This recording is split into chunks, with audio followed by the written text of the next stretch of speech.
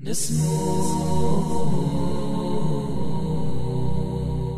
متوحدين، نسمو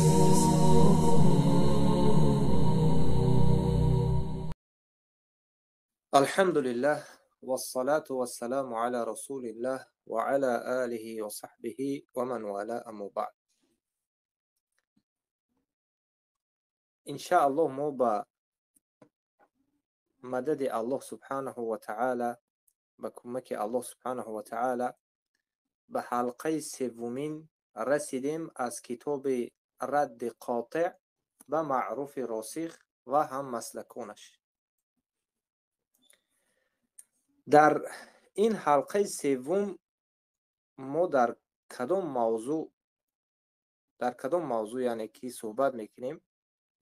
албатта дар мавзӯи гузашта шубуҳоти онҳо буд ва баъд аз шубуҳоти онҳо мо фаҳмидем ки яъне инсонҳо ба ду қисм тақсим мешаванд. аввалан куффору мушрикин ҳастанд, баъдан муъмину мусалмону муваҳҳидин. яъне инсонҳо ба ду қисм тақсим мешаванд. сеюм қисми инҳо вуҷуд надорад. яъне сеюм қисм нест. намешавад ки як инсон ҳам мусалмон бошад, ҳам кофир бошад. ҳам мусалмон, ҳам кофир. яъне чӣ хеле ки гуфтем ки имону ширк ин ду нақиз аст. ҷамъ намешавад дар як ҷо. баракаллоҳу фик. дуввумин масъала, китобро дар назди худ боз кунед. саҳифаи 11 аз ба арабиш ва ба гӯем ба рақамҳои ба дигар рақамҳое ки мақсад ҳаст, инҳо қатъи 13 саҳфа. хуб, манҳаҷи салафу солеҳ дар инкор ва такфири аҳли бидъат. манҳаҷи салафу солеҳ дар инкор ва такфири аҳли бидъат, ки бидъати онҳо мукаффира буд ва такфири озирӣ маълум ва машҳур буда. яъне ки такфири озирӣ дар назди салаф маълуму машҳур буд. ба иҷмо нақл шудааст. ба иҷмо масъалаи озирӣ ба иҷмо нақл шудагиаст. дар замони салафу солеҳ фирқаҳое ба мисли қадарӣ, ҷаҳмӣ ва ҷоҳидӣ, фирқае аз муътазилаи асҳоби амр ибни баҳрул ҷаҳидӣ ба вуҷуд омаданд ва салафу солеҳ пайравони ин фирқаҳоро такфир намуданд ва ҳатто касоне ки онҳоро такфир накарда такфир намуданд. яъне озириҳоро. ва ҳатто як асаре аз салафу солеҳ собит нест ки гуфта бошанд ки ҳар касе ҷаҳмиро мусалмони луғавӣ гуфт, ӯ кофир намешавад. як асаре ҳам собит нест. дар ҳоле ки ин ҷаҳмиҳои замона ба мисли яъне ки эҷодкунандааш ки буд? маъруфи росих ин мазҳаби ҷадиди ҷаҳмиро эҷод кард, пайдо кард. эҷодкунандаву пайдокунандаи ин манҳаҷи куфриву ширкии ҷаҳмигӣ ки аст? маъруфи росих аст. ва то ба ҳол инҳо як далил, як ҳуҷҷате ба мо наоварданд ки салаф гуфта бошад ки мусалмони луғавӣ.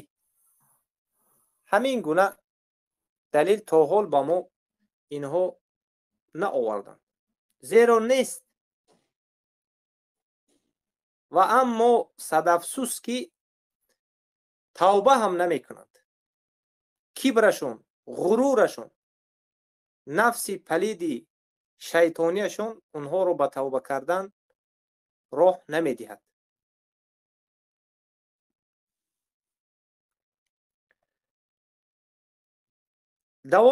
دوام کتاب می خوانیم که مؤلف کتاب نگفته نماند شیخ و علامه خراسان ابو محمد مدنی حفظه الله است. ولی اگر جهمی رو مسلمان شرعی و یا حقیقی گفت او کافر است. جهمی رو مسلمانی، یعنی اینها میگویند که کافر رو مسلمانی لغوی گویی باکی ندارد، اما مسلمان شرعی و یا حقیقی گفت او کافر است. اینها در اینجا مسلمان ها رو، یعنی مسلمانی که اول مسلمان بود به شرک و کفر واقع شد و یک مسلمان دیگری که اینش هم به شرک و کفر واقع شد، یعنی یک تاش مسلمانی لغوی و یک تاش مسلمانی شرعی. کسانی که در نزد این جهمی ها به شرک و کفر واقع می شوند مسلمان لغوی، اینها مسلمان یعنی که مسلمان لغوی گفته اینها از یک جانب کافرها رو میگویند، در حالی که محمد امین شنقیطی رحمه الله مسلمان لغوی گفته مسلمان هایی که حکمی اسمی ظاهری را گفته است. بالاخره سلف هرگز مسلمان شماریده جهمی را سوال نکردند. یعنی اینها، یعنی یک انسان به شرک و کفر واقع شود، اینها یک مذهب جدید پیدا کردند که باید از او پرسیده شود که یعنی که تو یک کافر و مشرک رو مسلمان گفتنت آیا مسلمانی لغوی مقصدت بود یا که مسلمان شرعی؟ اگر یک انسان یک کافر رو مسلمان لغوی بگوید هیچ باکی ندارد میگه، و اما شرعی گوید کافر می شود، در حالی که حتی مطلق یک مشرک و یک کافر رو مسلمان هم گفت، معروف راسخ مطلقاً گفت. بله گفت یک کافر یک مشرک رو اگر مسلمان گفتی هم باکی ندارد گفت، این مشکل ندارد گفت، کافر نمی شود گفت در سخنهای آخرش. خب سلف هرگز مسلمان شماریده جهمی را سؤال نکردند که قصد او چی بوده، مسلمان لغوی و یا حقیقی و یا اینکه شرعی. سلف یعنی هرگز این سؤال را نکرد، بلکه سلف و صالح مسلمان گوینده جهمی را، عازری را که فهم داشت به طور مطلق تکفیر نمودند و هرگز تکفیر عازری را به شبهه مسلمان لغوی تکفیر گمانی نگفتند. نگفت، یگان سلف نگفت که باید پرسیده شود تکفیر او آیا او مسلمان لغوی است یا مسلمان لغوی نیست. گفته این گونه سوال نکردند. علمای اصول قاعده معروف را ذکر نمودند. قاعده معروف همین است که لا يجوز تأخیر البیان عن وقت الحاجه، که این در شرح الكوكب المنیر لابن النجار جلد 3 صفحه 451 می آید. این قاعده همین است که معنیش که یعنی به تأخیر گذاشتن بیان یک یک مسئله که در بین مسلمان ها پیدا شد و تأخیر گذاشتنش چی است؟ تأخیر البیان عن وقت الحاجه، از وقت حاجتش جایز نیست. یک مسئله در بین یک شبهه در بین مسلمان ها پهن شد، در حال باید در انمون وقتش او باید رد کرده شود و او باید انکار کرده شود. اگر در نزد سلف و صالح مسلمان لغوی وجود می داشت، حتما در وقت حاجت بیان می نمودند، زیرا هنگام تکفیر نمودن عذری وقت حاجت بیان مسلمان لغوی بود. ولی سلف و صالح هیچ وقت کفار را مسلمان لغوی نگفتند و هر کسی این سخن را به سلف نسبت بدهد دروغ گفته است و تهمت به سلف بسته است. یعنی سلف و صالح هر وقتی که یک شبهه پیدا می شد در حال انکار میکردن، در حال با او رد میزدن. و این کتب هایی که این ردیه هایی که به جهمیه ها و به قدریه و به معتزله و به خوارج و به دیگرها شدگی هست از جانب به مرجعه، از جانب علمای سلف، این در همون وقت اونها بود، در وقت خودشون بود که شبهه می برآمد. اونها یک باره در وقتی که حاجت، یعنی که در وقت حاجت بود. و چند نمونه از سخنان سلف رو ذکر می نماییم تا مسئله واضح شود. امام احمد ابن حنبل رحمه الله می فرمایند فمن قال مخلوق، اولا القرآن كلام الله، القرآن كلام الله ليس بمخلوق.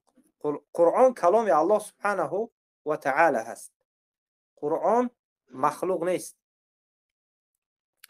فمن قال مخلوق، هر کسی بگوید که مخلوق است، فهو کافر بالله العظیم، او کافر است به الله بزرگ. و من لم یکفره فهو کافر، و هر کسی که او را تکفیر نکند، یعنی عذری، او هم تکفیر کرده می شود. این در کتاب طبقة الحنابلة جلد 1 صفحه 342 آمده است. و الجامع العلوم لامام احمد، در کتاب الجامع العلوم لامام احمد جلد 3 صفحه 40 ذکر شده است. و همچنین یعنی سلف نگفتند که پیش از تکفیر نمودن عذری اول باید قصد عذری رو پرسیده شود که شاید عذری جهمی رو مسلمان لغوی گفته باشد. عذری جهمی رو شاید مسلمان لغوی گفته باشد. به همین خاطر این شبهه و این جهمگی و این تهمتی که به سلف شد، البته اثر این در خود زمان ما چقدر اثرش به دیگر، البته به موحدین نه، به شبهه زده ها، به مذبذب ها، به کسانی که عقیده ندارند، تأثیرش چقدر سخت شده است. چی بماند اگر این بعد از 50 سال و 100 سال این عقیده رو اگر رد زده نشود، البته که اکثریت انسان ها به این عقیده رفته کفار و مشرکین می شوند. و البته که در آینده این کتاب و این رساله هایی که نوشته شده هست، البته فرزند و نبیرگان اهل توحید و دیگرها این رو میخوانند و میفهمند که در یعنی انمین زمانی که اگر به سنه هجری اگر حساب کنیم مثلا 1446 و به سنه میلادی 2024 در همین سال انمین گونه طایفه ها وجود داشته است و برآمده است و انمین گونه عقیده باطل را پهن کرده است، در حالی که در زمان سلف این گونه مسلمان لغوی وجود نداشت. و در دوام دیگر قول دیگر علما رو میخونیم که ابو خیثمه رحمه الله میفرماید که من زعم ان القرآن کلام الله مخلوق فهو کافر. و هر کسی ادعا کند یا گمان کند که قرآن کلام الله، یعنی القرآن و کلام الله مخلوق گفته ادعا کند یا گمان کند، فهو کافر، این انسان کافر است. و من شک فی کفره فهو کافر. و هر کسی که در کفر همین انسان شک میکند خودش هم کافر است. در کتاب شرح اصول اعتقاد اهل سنت والجماعه جلد 2 صفحه 282. البته که در مسئله عذری ما بارها گفتیم که عقیده ما و عقیده اهل سنت والجماعه چی گونه هست؟ کسی که علم دارد تکفیر می شود، عالم و طالب علم است، و کسی که از همین بابت در همین مسئله خبردار هست، یعنی علم دارد به این معنی که باید عالم دهر، علامه دهر باشد، باید طالب علم دهر باشد.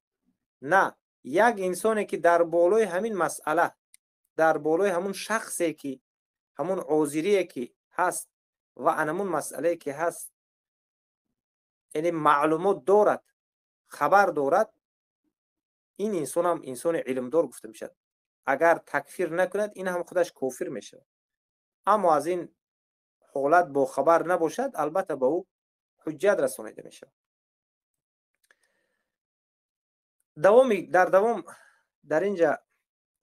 در دوام کتاب میگن که ای اهل فهم و درک، در این سخن سلف خوب دقت نمایید که هر کسی در کافر بودن جهمی شک نماید او کافر است. و مسلمان لغوی خطاب کردن کافر کمترین درجهش چی است؟ این شک در تکفیر کافر است. کمترین درجهش چی است؟ شک در تکفیر کافر. دیگر قول علما رو میارن در اینجا که یزید ابن هارون رحمه الله میفرماید من قال حدثني ابو حفص عمر بن الحسن ابن خلف قال حدثنا احمد بن حمدان العسكري قال حدثنا محمد بن مجاهد قال سمعت يزيد بن هارون يقول من قال القرآن مخلوق فهو كافر. هر کسی که بگوید که قرآن مخلوق است او کافر است. و من لم یکفره فهو کافر. و هر کسی که او را تکفیر نکند او هم کافر است. و من شک فی کفره فهو کافر. و هر کسی که در کفر اون شک کند این هم کافر است. این در کتاب الابانة الكبرى لابن بطة جلد 6 صفحه 57 اومده است. خب یعنی فهمیدیم که سلف کسانی که در کافر شک کنند اونها رو تکفیر میکردند، نمیگفتند که ایستو این مسلمان لغوی است یا چگونه. این گونه سخنها نبود در سلف. و سفیان ابن عیینه هم رحمه الله میفرماید که سفیان ابن عیینه میگوید که القرآن کلام الله عز وجل، قرآن کلام الله سبحانه و تعالی، کلام الله عز وجل است. من قال مخلوق، هر کسی بگوید که مخلوق است، فهو کافر او پس او کافر است. و من شک فی کفره، و هر کسی که در کفر شک میکند فهو کافر، او هم کافر است. این در کتاب السنه لعبدالله ابن احمد جلد 1 صفحه 112 آمده است. این بود درباره عذری. این درباره چی؟ درباره عذری که سلف در یگان جا نامگذاری نکردند که عذری یا کافر مسلمانی لغوی هست. فهمیده؟ سوم مسئله همین که اجماع سلف و صالح بر آن است که توحید و شرک نقیضان است. ما اول نظر کنید، عقیده سلف آموخته ایستادیم زینه به زینه. شما همین نقطه ها رو خوب در ذهن خود جا کنید. سلف انسان ها رو به دو قسم تقسیم کردن: انسان ها که کافر هستند، انسان هایی که مسلمان، انسان هایی که مشرک کافر و انسان هایی که مسلمان و مؤمن و موحد هستند. در دویم نقطه سلف کافر را مسلمان لغوی نگفتند، حتی عذری او را هم تکفیر کردند. نگفتند که این مسلمان لغوی باشد، چگونه مسلمان باشد نگفتند. شک کننده تکفیری یعنی تکفیر نکننده کافر را هم چیکار کردند؟ تکفیر کردند. اکنون سومین مسئله این است که اجماع سلف و صالح بر آن است که توحید و شرک دو نقیض است. دو نقیض است که نقیضان لا یجتمعان، هیچگاه جمع نمی شود.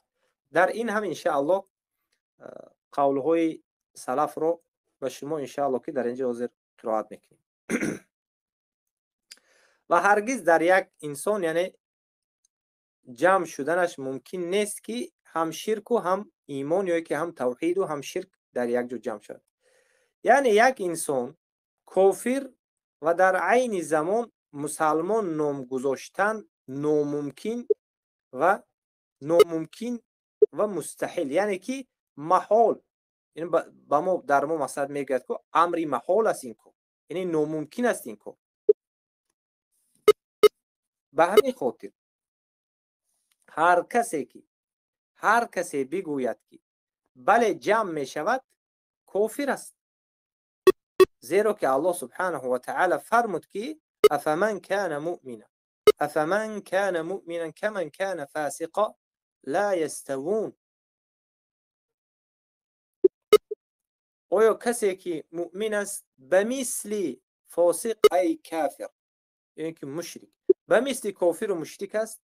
نه، هرگز برابر شده نمیتونه. یعنی شب و روز با هم یک جا شده نمیتونه. آتش و آب با هم یک جا شده نمیتونه.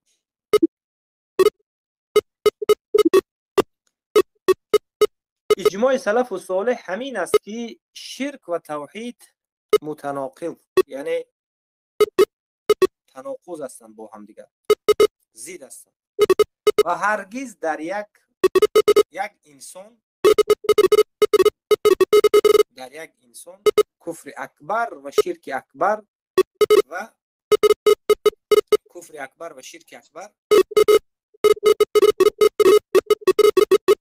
یعنی با کفر و شرک اکبر وقتی دچار می شود او را یعنی مسلمان و مؤمن نامیده نمی شود.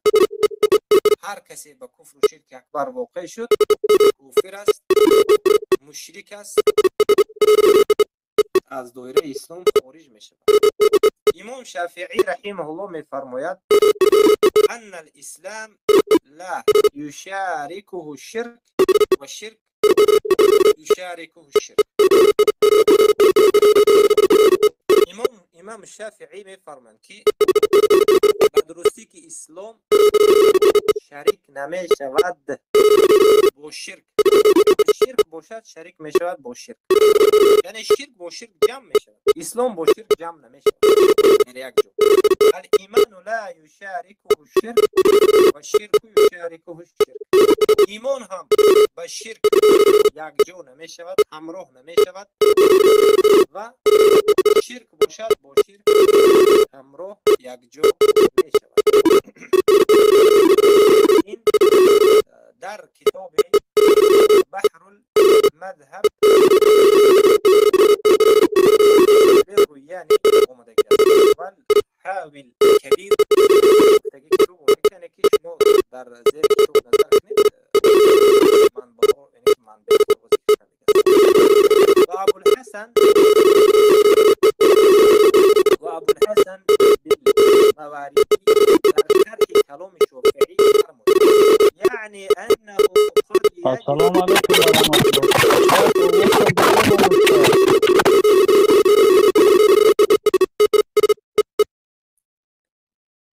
آوازی من بیزی بومد است. بله بله شومیخش بسیار بود برادر، کمتر بسیار نمیشه گوش کرده. یک کمترک چشم کشه انشالله خوب میشه. حاضر چی خیلی شد؟ حاضر الحمدلله آواز شده. چی بدسته؟ این گوشکو را مازش گریخت است. گوشکو کمتر خسته شده اینو باشد. تمام.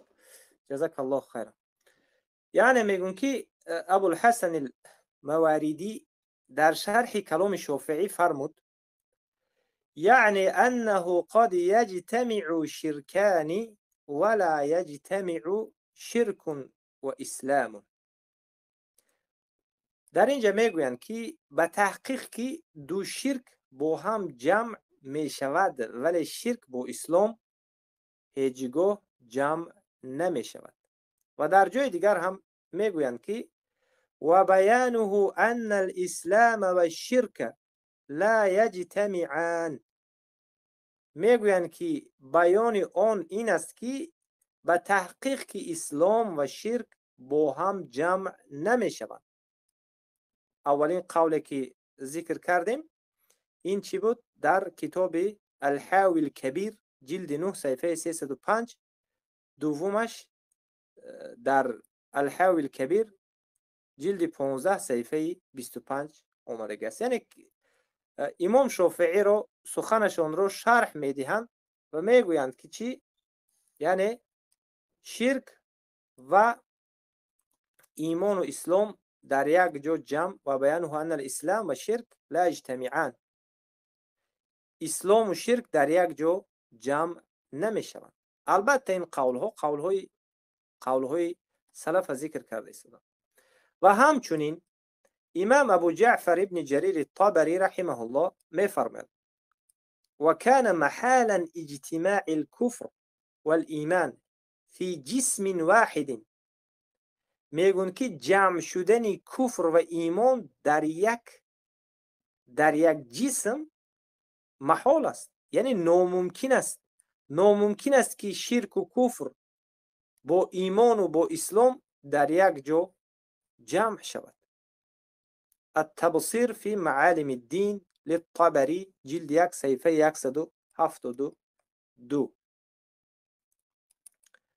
شیخ الاسلام ابن تیمیه رحمه الله می فرماند که و اذا كان من قول السلف ان الانسان يكون فيه ایمان و نفاق فكذلك في قولهم انه يكون فيه ایمان و کفر ليس هو الكفر الذي ينقل عن المله. این شیخ الاسلام ابن تیمیه در کتاب مجموع الفتاوی جلد 7 صفحه 312 ذکر میکنند. میگویند که و تمام این بحث بیانگر آن است که انسان ممکن است در وجودش شعبه های از ایمان و شعبه های از نفاق داشته باشد. یعنی از بعض شاخه های مثلا نفاق داشته باشد و ممکن است مسلمان باشد اما در او کفر وجود داشته باشد بدون آنکه آن کفر او را به طور کامل از اسلام خارج کند، چنان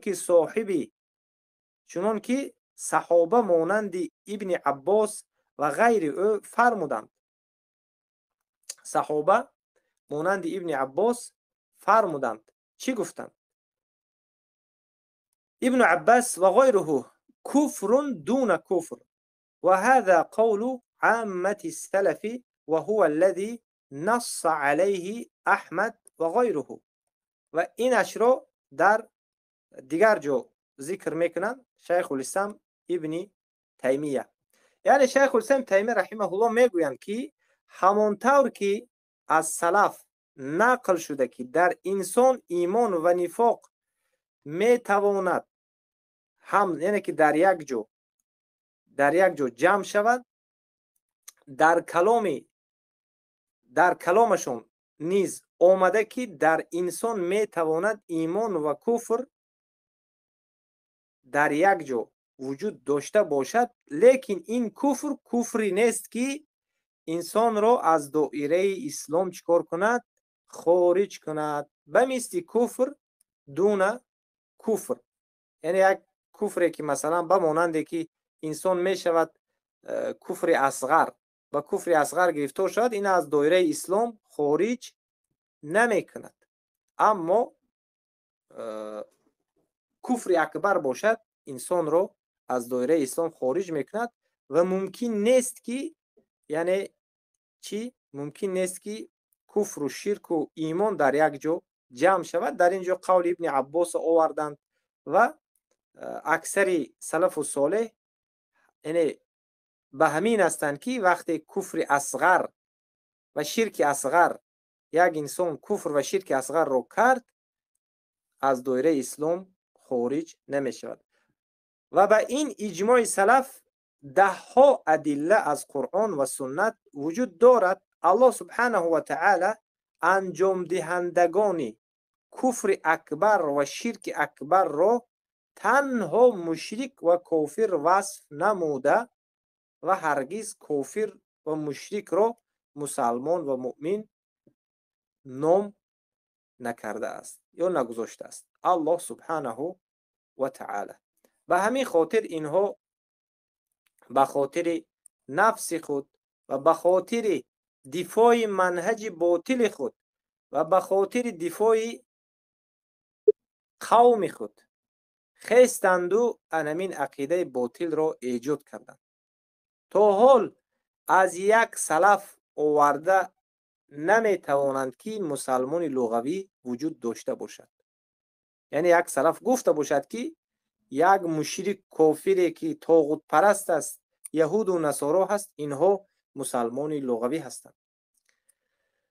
در اینجا قول سلیمان ابن سحمان رحمه الله را می آورند که از ضروریات دین است که میگن که اسلام و شرک دو چی است؟ دو چیزی زید است. من المعلوم بالضروره من الدین ان الاسلام و شرک نقیضان، دو چیزی نقیض هستند، لا یجتمعان، اینها هیچگاه جمع نمیشوند، هرگز در یک وقت برداشته نمیشود اینها رو، ولا یرتفعان. به همین دلیل تحت هیچ شبهه‌ای امکان ندارد که یک مشرک مسلمان باشد، زیرا این امر اجماعی است، امر اجماعی، امر اختلافی نه، امر اجماعی است و وقوع شدن دو چیزی که با هم ضد است، این به نهایت امر محال است، ناممکن است. یعنی الله سبحانه و تعالی می فرماید، الله سبحانه و تعالی به نص کلامش جدا کرد بین دو انسان را که یکی از اینها کافر است و یکیش مسلمان است. الله سبحانه و تعالی اینها را جدا کرد الله فرمود اعوذ بالله من الشیطان الرجیم هو الذي خلقكم فمنكم كافر ومنكم مؤمن والله بما تعملون بصیر. الله سبحانه و تعالی فرمود الله سبحانه و تعالی او ذات است که شما را آفریده است. آنگاه یک قسم شما، گروهی از شما کافر است و گروهی و قسم دیگر شما مؤمن است. الله سبحانه و تعالی با آنچه که شما میکنید، اون عمل هایی که میکنید، الله بینا است، بصیر است. در اینجا الله سبحانه و تعالی انسان ها را چکار کرد؟ به دو قسم تقسیم کرد. به دو قسم، یک گروه انسان ها کافر هستند، یک گروه انسان ها مسلمان. و این گروه چی در انسان ها باشد چی در جن ها باشد. در بین جن ها هم همین گونه است. و شیخ الاسلام ابن تیمیه رحمه الله می فرمایند که ولهذا كان كل من لم يعبد الله وحده فلا بد ان يكون عابدا لغيره يعبد غيره فيكون مشركا وليس في بني آدم قسم ثالث. بینید، وليس في بني آدم قسم ثالث بل إما موحد أو مشرك أو من خلط هذا بهذا كالمبدلين من أهل الملل. و به همین سبب هر کسی که الله یگانه رو عبادت نمی کند، هر کسی که الله یگانه رو عبادت نمی کند، پس حتما که عبادت کننده غیر الله هست و عبادت غیر الله رو کرده است و مشرک می باشد این گونه انسان. و در میان بنی آدم، در بین ولیس فی بنی آدم، سلام علیکم و رحمت الله. شیخ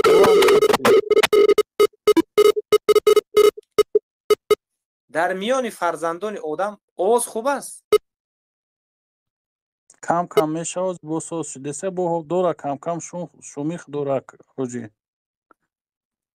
الله المستعان. چی باشد این؟ در ذریعت بود، شاید همین سبب باشد. آواز چی خیلی شده کنم؟ آز سوزه انشالله. بارک الله فیک، جزاک الله خیر. یعنی که در فرزندان آدم انسان ها دو قسم هستند. سوم قسم وجود ندارد. سوم قسم وجود ندارد. یا موحد است یا مشرک، یا کسی این دو شرک و ایمان با هم مخلوط میکند از اهل ملل. یعنی که کسانی که به مثل این جهمی ها امروز آمدند، تمام علمای سلف، قرآن و سنت مردم را به دو قسم جدا کردند، کافر و مشرک و مسلمان و موحد. اینها آمدند و مردم را به سه قسم جدا کردند: مسلمان، کافر و سوم قسمش کافر و مسلمان، هم کافر هم مسلمان. یعنی یک انسان کافر است، اینها آمدند و گفتند مسلمانی لغوی است. یعنی سوم قسم انسان ها را اینها با وجود آوردند، در حالی که تا به امروز از سلف به ما یگان حجت نه آوردند. شیخ عبدالرحمن ابن حسن رحمه الله می فرماند که فإن من فعل الشرك فقد ترك التوحید فإنهما ضدان لا يجتمعان فمتى وجد الشرك انتفى التوحید. میگویند که هر کسی فإن من فعل الشرك، پس هر کسی که شرک را انجام داد، شرک اکبر را، به تحقیق توحید را ترک کرد، توحیدش شکست، توحیدش از بین رفت. به درستی که اینها چی هستند؟ این هر دو اینها دو چیزهای ضد هستند، هیچگاه جمع نمی شوند.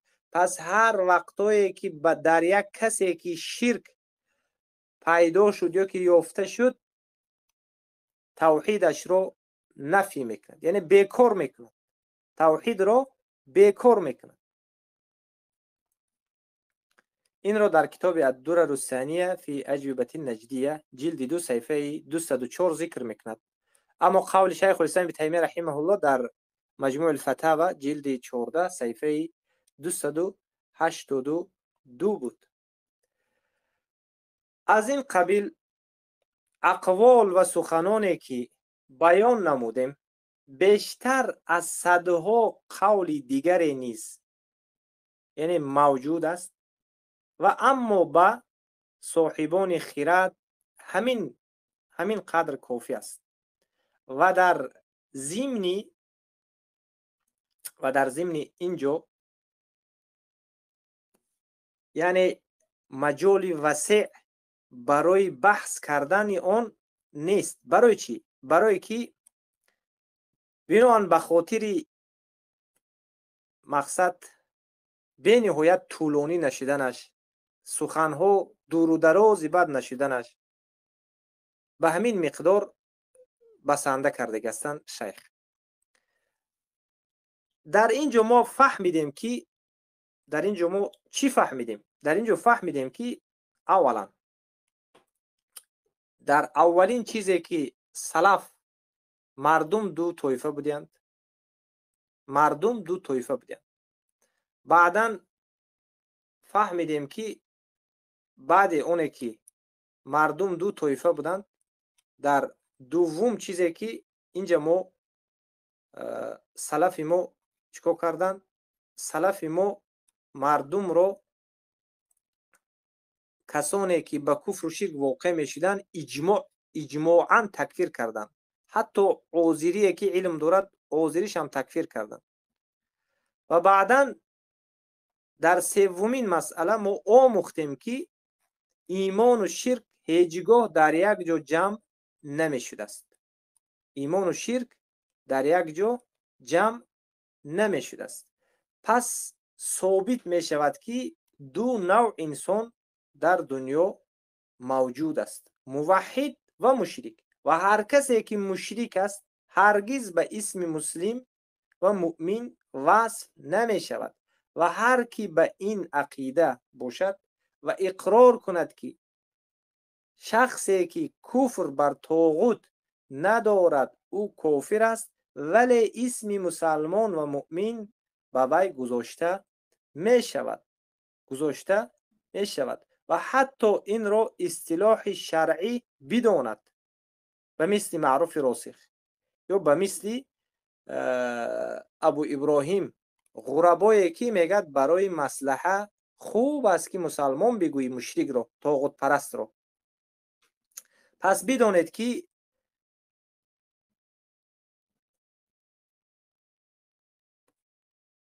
این گونه انسان ها بوی از توحید هم بردگی نیستند. به مثل ابو ابراهیم غربا، به مثل این معروف راسخ، و مثل ابوالغریب موسفید جهمی.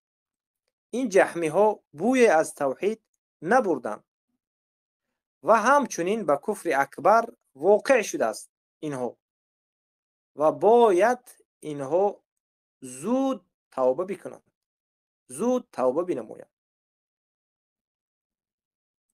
به همین خاطر این بود موضوعی که امروزینه انشاءالله در موضوع آینده در حلقه 4 درباره این که جهمی ها در حقیقت جاهل ترین مردم در دین الله هستند.